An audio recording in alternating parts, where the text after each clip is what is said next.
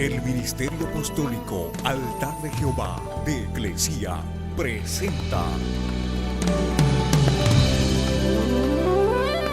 lo mejor del trigo. Apóstol Lourdes Bravo de Villar.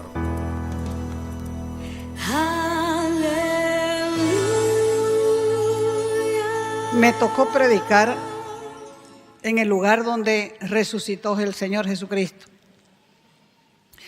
La gente, como decía Pepe, no entiende en realidad lo que eso significa, porque llega a la tumba y se para que le saquen foto. Antes de entrar, para y se sacan foto. Nadie entra sin sacarse foto. Se sacan foto a la entrada, se sacan foto a la salida, pero no tienen entendimiento de lo que pasó ahí. Es una roca con una entrada bien pequeña, donde hay 3 excavaciones donde ponían los muertos. En una de ellas fue donde supuestamente pusieron el cuerpo de Jesús. Y en la parte de arriba tiene un hueco, la roca. Porque dicen que por ahí salió Jesucristo en espíritu a predicar a los encarcelados. Entonces, sin conocimiento de la palabra, no se puede percibir absolutamente nada. Es solamente un viaje de turismo. Bonito esto otro, bonito aquello, pero sin entendimiento y sin el Espíritu de Dios, nada tiene sentido. Ahí precisamente fue un día que Jesús resucitó en la mañana, el primer día de la semana, que se apareció primeramente a María Magdalena, de quien había echado él mismo 7 demonios. O sea que aquella mujer a la cual se le apareció Jesús el primer día de la semana, cuando él resucitó, era una mujer que había sido liberada de 7 principados. Y cuando ella lo vio, ella se acercó, lo quiso agarrar, y él le dijo: no me toques, que no he subido todavía a mi Padre. Pero le dijo: anda y avisale a los apóstoles que me has visto. Y como fue una mujer la que llevó el mensaje, no le creyeron. Nunca pensé llegar hasta esa nación donde se inició el cristianismo. Tampoco soñé siquiera con predicar en ese lugar. Pero, sin embargo, estaba registrado en las crónicas de Dios, porque Él envía a toda persona a este mundo con un propósito específico.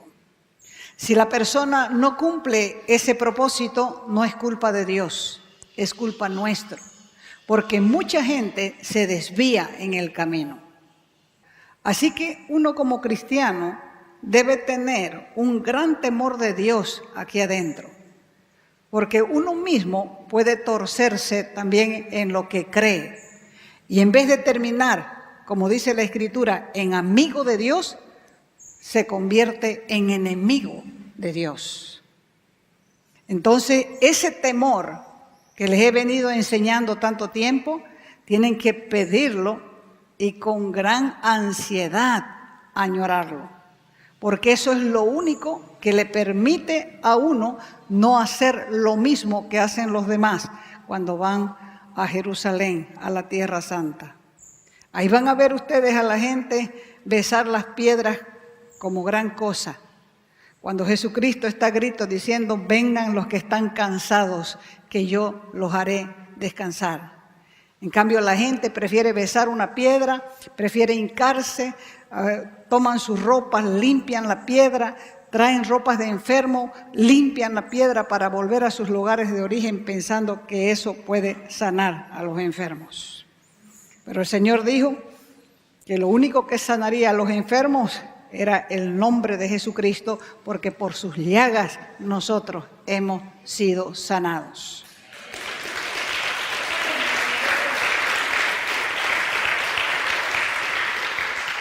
Algo ocurrió hace 2000 años que cambió la historia.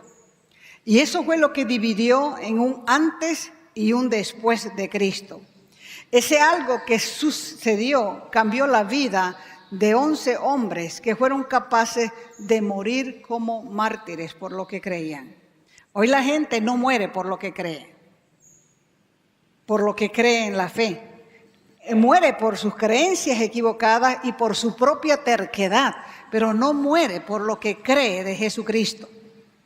Este algo que cambió la historia es precisamente una tumba vacía, donde habían tomado demasiadas precauciones y muchas medidas de seguridad, demasiada seguridad para asegurarse de que un muerto no se levantara. Y fue ahí precisamente que el sello romano sobre una tumba fue roto. Ese sello romano que fue colocado en la tumba representaba el poder, la autoridad del imperio romano, el imperio más grande, más fuerte y más potente de la época. Fue allí que la piedra que tapaba la boca de la sepultura, que pesaba aproximadamente 2 toneladas, fue movida de abajo hacia arriba. O sea que cuando ponían el muerto, rodaban la piedra de arriba hacia abajo para tapar la boca de la sepultura. Pero el día de la resurrección, la piedra fue removida de abajo hacia arriba, como muestra de que solo el poder de Dios puede levantar a Jesús de la muerte. Fue ahí también que se efectuó la resurrección. Y los discípulos, después de la resurrección, se levantaron a predicar en Jerusalén acerca de la resurrección de Jesús. Y si eso no hubiera sido verdad, ese movimiento de predicación hubiera sido abortado porque no podría haberse sostenido. Fue desde ahí que Dios envió la primera mujer apóstol con un mensaje de vida para los que creen. La Escritura relata que la primera aparición de Cristo resucitado no fue a los discípulos, sino fue a una mujer. Y esto era una gran humillación para los discípulos. Y era una humillación también para los del círculo más íntimo. Esos estaban en peores condiciones de humillación. ¿Cómo era posible que Jesús se aparezca después de la resurrección a una mujer? ¿Y qué mujer? Para los judíos las mujeres no eran testigos válidos para nada. No eran dignas de crédito. No tenían siquiera el derecho de testificar en un tribunal de justicia. Y así mantuvieron a las mujeres calladas siglos, porque se olvidaron que fueron las mujeres las que no abandonaron al Maestro y estuvieron en el lugar de la crucifixión y también estuvieron en el sepulcro.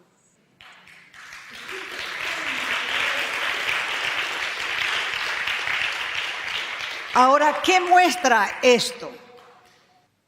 El hecho de que María Magdalena con las otras mujeres fueran al sepulcro muestra gratitud, muestra lealtad a su Maestro. Esa gratitud y esa lealtad es escasa en la humanidad. La gente no es agradecida. La gente no es leal. Se olvidan de cómo llegan a la iglesia y la transformación que hace Dios sobre ellos y a quién usa Dios para ayudarles en ese proceso de levantarse aún de la locura a la libertad en Cristo Jesús. Porque el hombre, el ser humano, sea hombre o sea mujer, no conoce la gratitud ni la lealtad. Por eso es que los matrimonios se destruyen por falta de gratitud, falta de lealtad. Por eso las amistades se rompen, falta de gratitud, falta de lealtad. Por eso las iglesias se dividen, falta de gratitud, falta de lealtad. Y se vuelve a levantar la pregunta, ¿por qué apareció a una mujer primero? Porque las mujeres pueden sentir cualquier cosa menos que son especiales. Porque han sido excluidas, han sido menospreciadas, han sido marginadas y malinterpretadas. Y han estado bajo un ataque constante de una sociedad y una iglesia machista. Y es por esta causa que muchas mujeres no saben cuál es el plan de Dios para sus vidas. Pero así como María Magdalena, habemos mujeres que no se dejan restringir ni callar la boca porque sabemos que tenemos el mismo derecho de entrar al lugar santísimo hasta la misma presencia de Dios.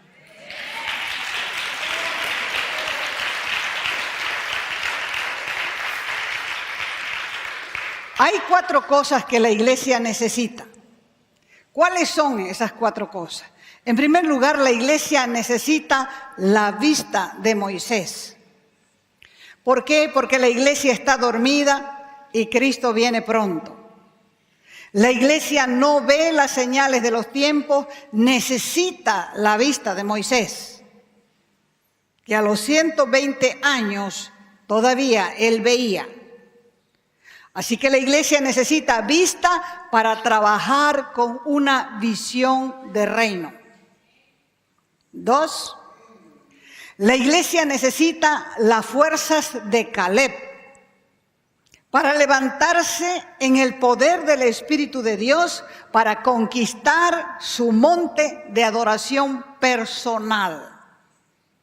El que no tiene un monte de adoración personal está fracasado en la vida cristiana, porque la vida cristiana no depende en lo que hacemos para Dios, sino en la relación que tenemos con Dios. La iglesia necesita el corazón de David. El corazón de David, el rey de Israel, era un corazón tierno, un corazón de hijo, un corazón conocedor de su paternidad, tratado con una relación de intimidad con su Señor. Tuvimos la oportunidad de ver unos pastores en las colinas con unos pocos rebaños de ovejas que no entendíamos qué comían las ovejas, porque esas colinas estaban completamente peladas de pasto, pero subían a las alturas junto con el pastor. Y lo estuvimos mirando, lo estuvimos observando, y mientras observábamos yo pensaba en David, que dijo el Señor que lo sacó detrás de las ovejas. Cuando él decía que lo sacó detrás de las ovejas, decía que lo había sacado maloliente, porque en el camino van pariendo las ovejas y el pastor tiene que recoger esas ovejas, ayudarles a pararse, curarles su ombligo y hacer muchas cosas con ellas. Así que la iglesia necesita levantarse en el poder de su Espíritu de Dios, del Espíritu de Dios. Necesita conocer su paternidad. ¿Quién es su Padre? Porque cuando uno entiende que Dios es Padre, entonces es cuando tiene relación personal con Él.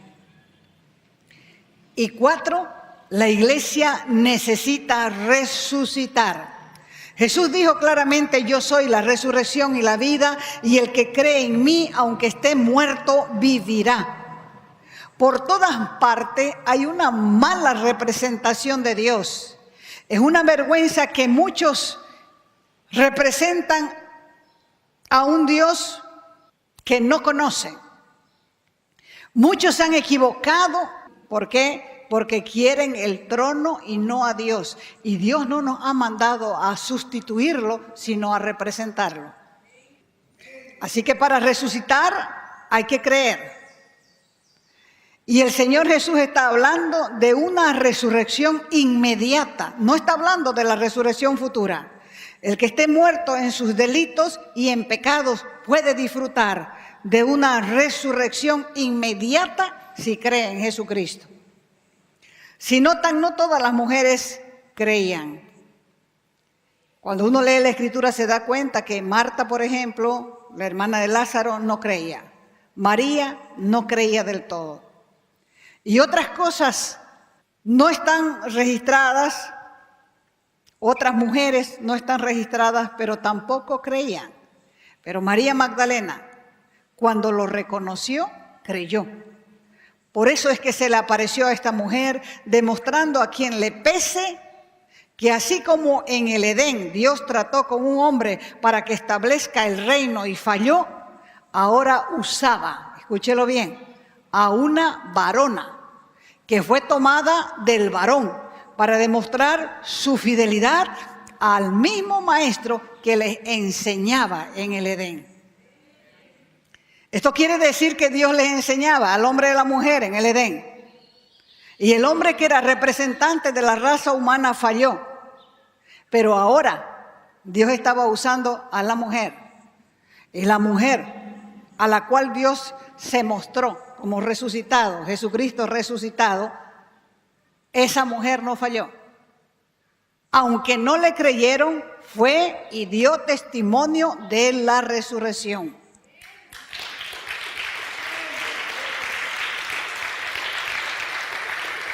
¿Por qué lo hizo así? Surge la pregunta. Dios ha tratado a la mujer de la misma forma que al varón. Esto se ve en la creación y en la restauración. Porque Dios dijo que la restauración vendría por la simiente ¿de quién? De la mujer. Entonces es necesario redescubrir la voluntad de Dios, que es la de levantar un heroico ejército de mujeres en estos postreros días.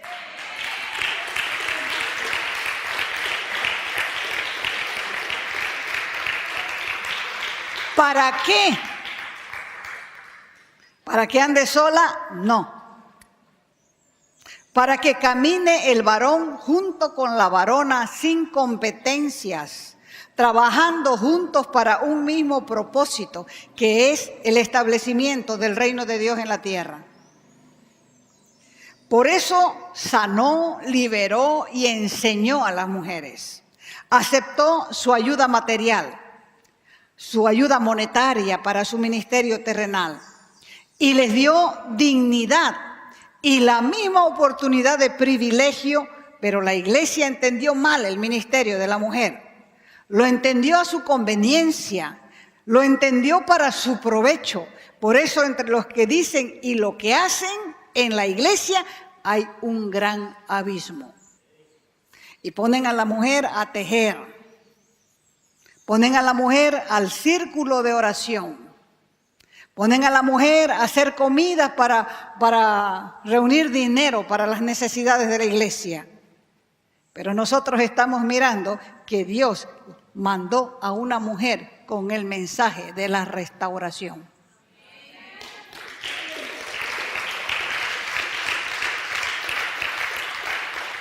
La iglesia tiene una deuda impaga con las mujeres y Dios nunca ha dejado de usar mujeres.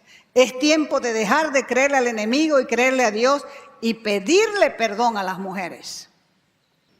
Esta es la hora de una revelación bien encubierta, una revelación tapada, porque desde ahí, desde aquel lugar de la resurrección de Jesucristo, Dios restauró el ministerio de la mujer, enviando a la primera apóstol, una mujer llamada María Magdalena, y es por eso que hoy hay una nueva generación de mujeres apasionadas por Cristo, su amado, y no hay poder humano o poder diabólico que pueda detenerlo.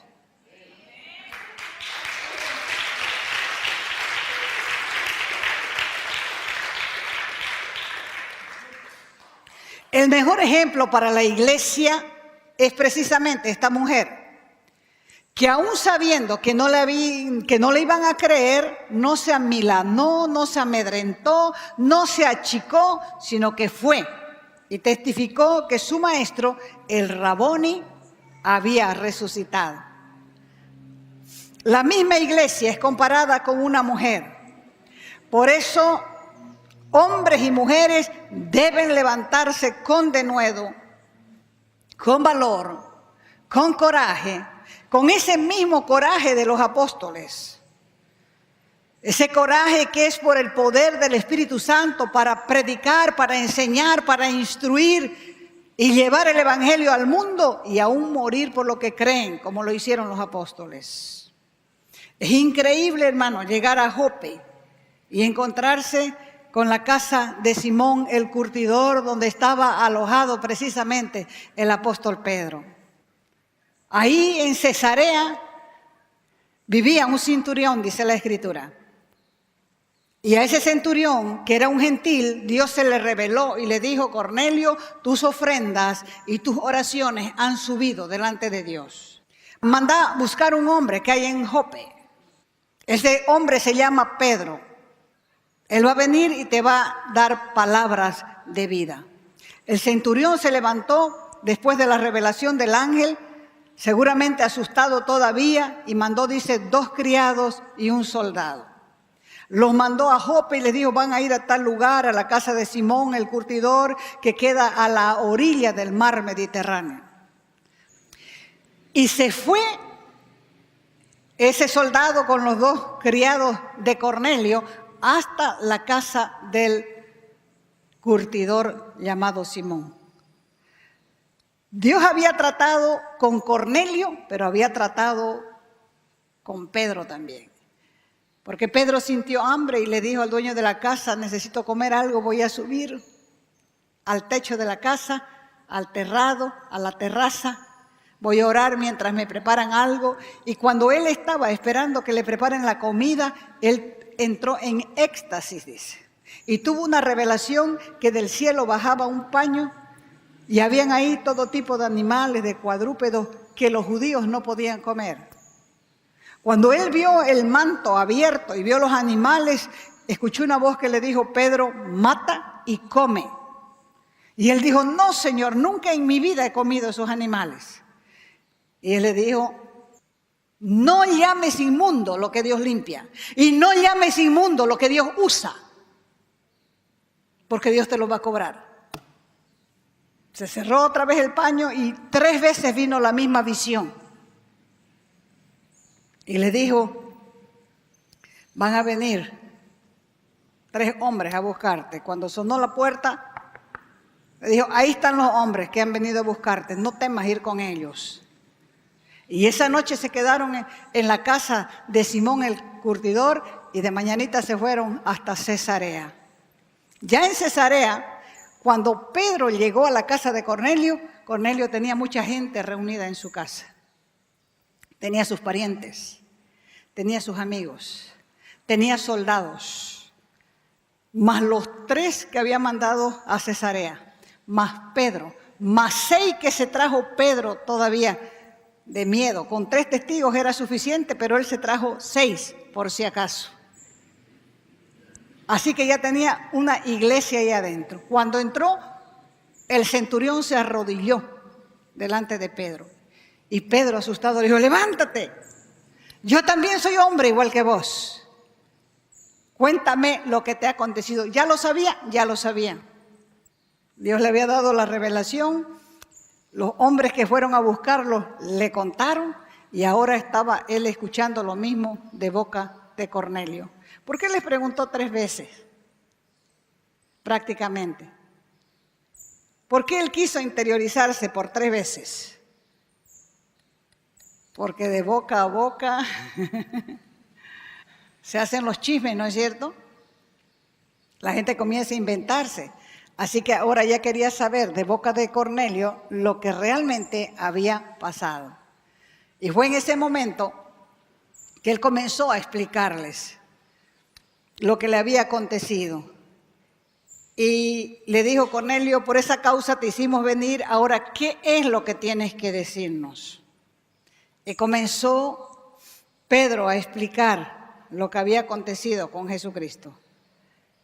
Y mientras él estaba empezando a contarles lo que había acontecido, el Espíritu Santo descendió sobre ellos y ellos también comenzaron a hablar en nuevas lenguas. Y todos se quedaron asombrados. ¿Por qué? Porque eran gentiles. Si Pedro en aquella ocasión no hubiera querido ir a los gentiles, nosotros no estuviéramos enterados del Evangelio. Si Pablo no hubiera querido ir a predicar a los gentiles, nosotros no hubiéramos sido conocedores de la verdad de Cristo. Pero porque hubo un Pedro y porque hubo un Pablo y muchos otros que vinieron con la predicación del Evangelio, el Evangelio llegó a nosotros.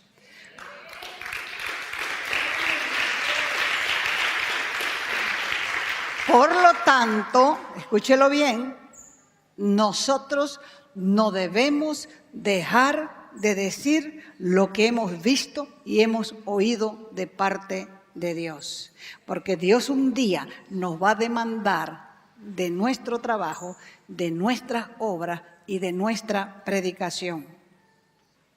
Porque la única manera de volver a esa fe sencilla, esa fe capaz de traspasar montañas de obstáculos, es precisamente con arrepentimiento, porque sin arrepentimiento real no hay perdón, no hay vida. Y cuando hay un verdadero arrepentimiento, una persona es rápida para dejar el pecado, no anda dándole vueltas.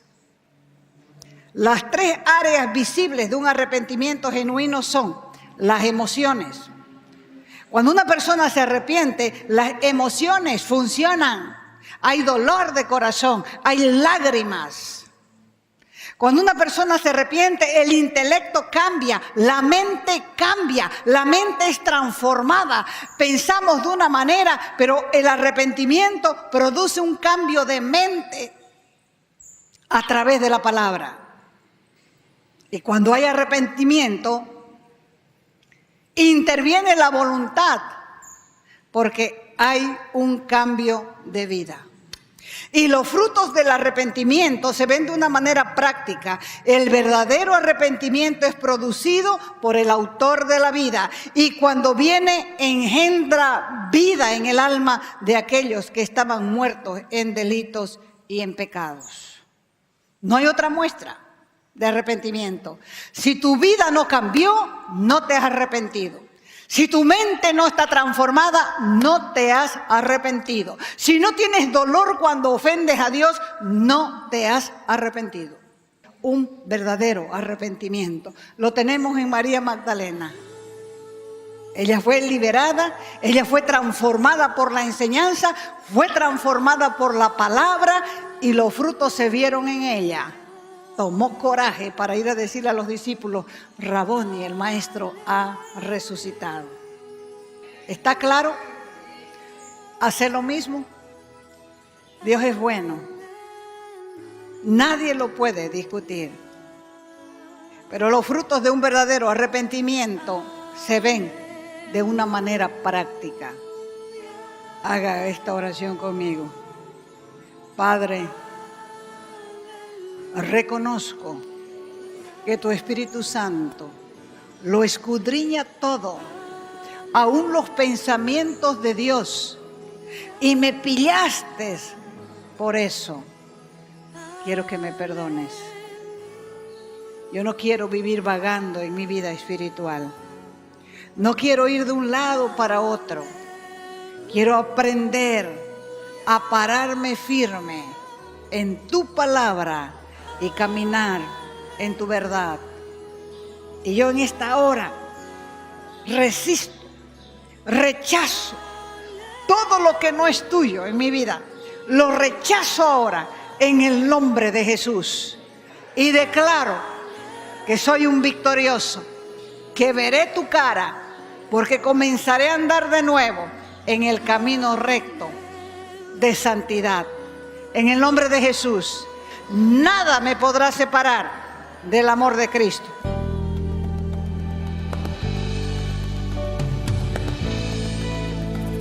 Te invitamos a nuestras conferencias los días viernes, sábados y domingos a las 20 horas y el domingo a las 10 de la mañana. Calle Nicolás Suárez, esquina Félix Pinto.